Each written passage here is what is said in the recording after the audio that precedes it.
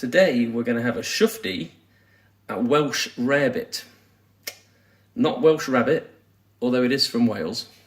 There's no animal product in this dish, except perhaps in the cheese, but yeah, you can find a cheese that doesn't have any rennet.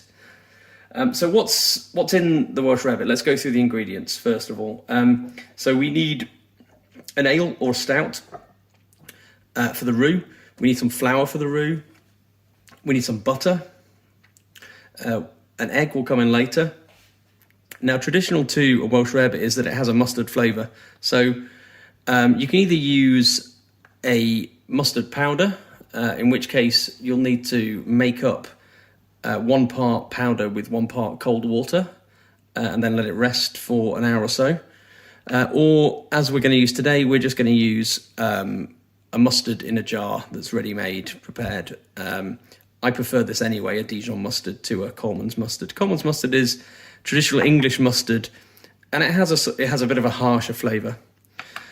We're also going to need some Liam Perrins. Now, this is just Worcester sauce, which is a traditional British ingredient. Then we're going to have a choice of cheese. Now, today I think I'm just going to use the double Gloucester here, which is a lovely extra mature cheese. I'm going to grate that up, but you could use a ready grated cheese or a mix of the two. You can find a good compromise between the two. Often you'll mix them. You could just use a normal cheddar, doesn't have to be a mature cheddar, but if you want the strong flavour that a Welsh Rarebit is known for, then a mature cheddar is better. Okay, I thought I'd just give you a quick intro to the kind of some of the tools that I'm using. So this is a cook's measure, and this is a traditional English cook's measure. It's great because it can measure not only dried ingredients, but also wet ingredients. So it removes the need for a scale. And essentially you can just, pop your flour in here and make it up to the required line. So for this recipe, we need 35 grams of flour. So you can see there that you just make it up to the line and then pop that in your pan. You can also use it for wet, like I said, liquids. So we're going to use it again to measure out the beer.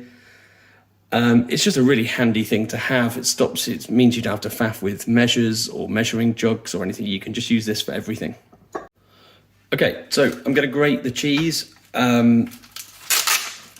I won't bore you with the whole thing, but obviously the cheese needs grating before it can be melted in the pan.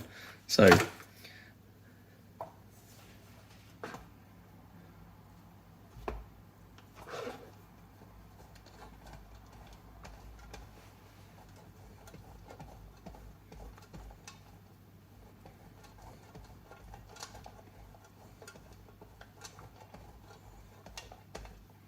it's got a lovely smell, this cheese.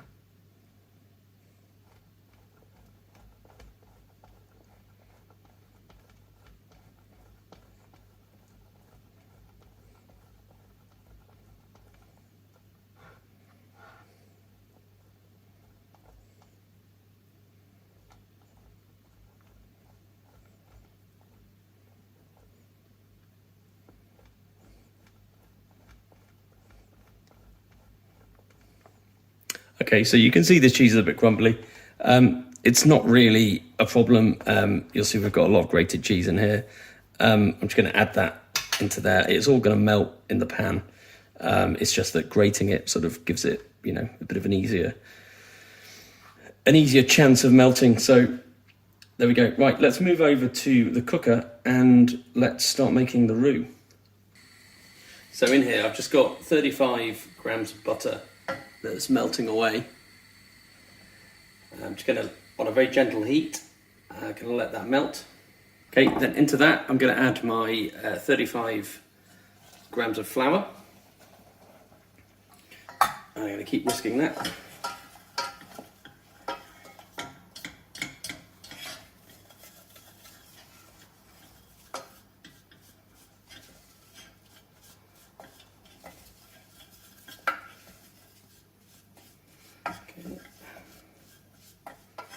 And that's come together like that. I'm going to start adding in, I'm going to use the old speckled hen. So I'm going to add 150 mils of that, bit by bit. Now it will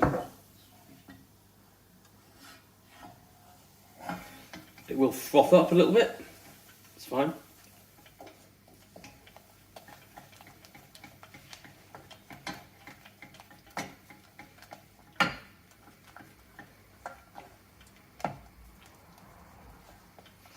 Let that cook through a little bit.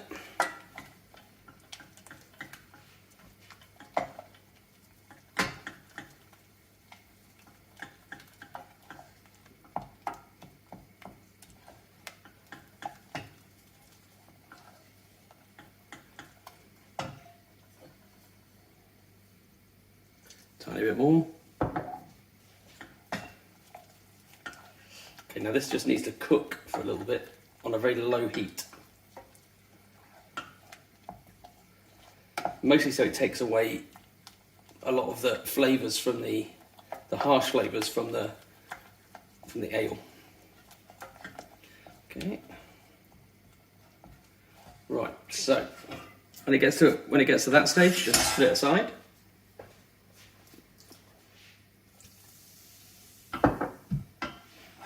Okay, I've just added a tiny bit more of the beer just to loosen that up a little bit before I add the cheese.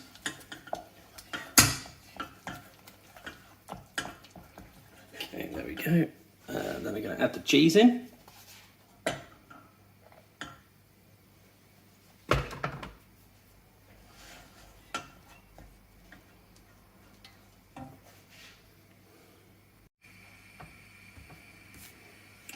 Okay, so I've let the cheese melt down a little bit. As you can see, it's starting to come to a nice sort of consistency here. I'm going to take that off the heat for a second, and I'm going to add in the mustard. So I'm going to add one sort of heaped tablespoon of mustard.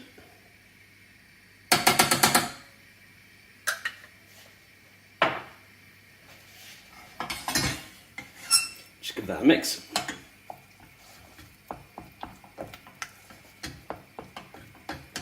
Okay, give that a mix round. Now I don't want it to get too dry, so I'm just going to take that off the heat now and let that come to room temperature. Okay, so now this has come down to kind of a room temperature where the egg's not going to curdle. I'm just going to add the egg.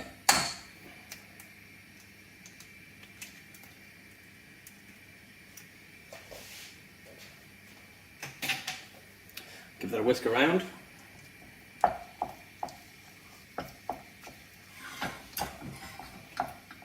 Away from the heat.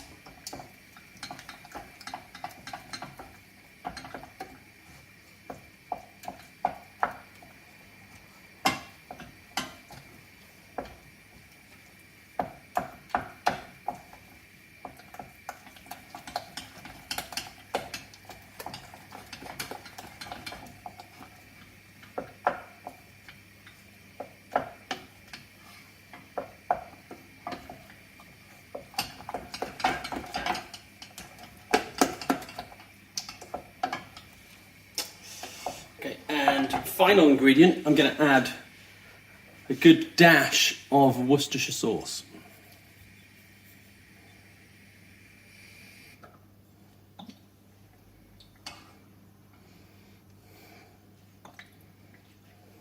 I like a lot.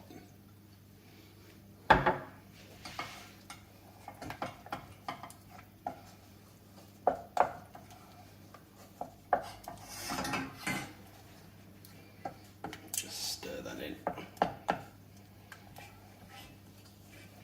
Okay, now it's not cooked yet. We do have to cook it. I'm going to use the oven to cook it. You could grill it. I find the oven's better because you don't have to toast the bread first. You can just slice the bread and then put it in the oven, and the oven toasts the bread as part of the process. So I'm just going to leave that for a good minute or two, and then we'll come back and we'll cut some bread and then make our Welsh rarebit. Okay, so I've waited about a minute or so just for the sauce to thicken a little bit. The reason for that is that when we put it in the oven, we don't want the sauce to kind of overflow the bread. We want it to kind of stay on top and set. So now I'm just going to cut my bread. I kind of want a good doorstep kind of chunk. So I'm going to go about here.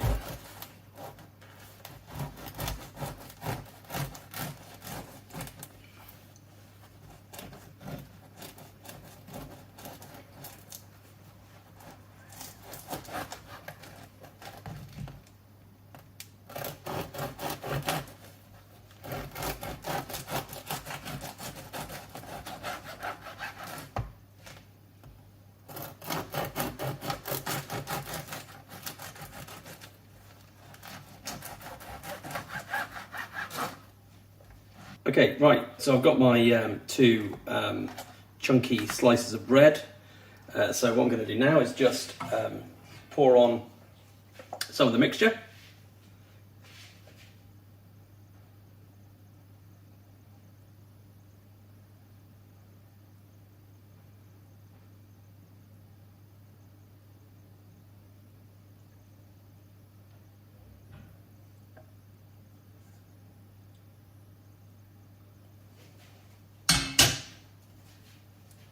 Spoon it out to the edges. Now it will set in the oven, so you don't need to be too worried about it going over the sides of the bread.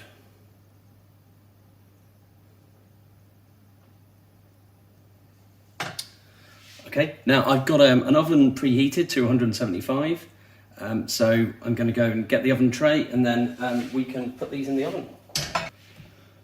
Okay, now the last thing I will do is I've got a little bit of grated cheese here, so I'm just going to put a little bit of grated cheese over the top.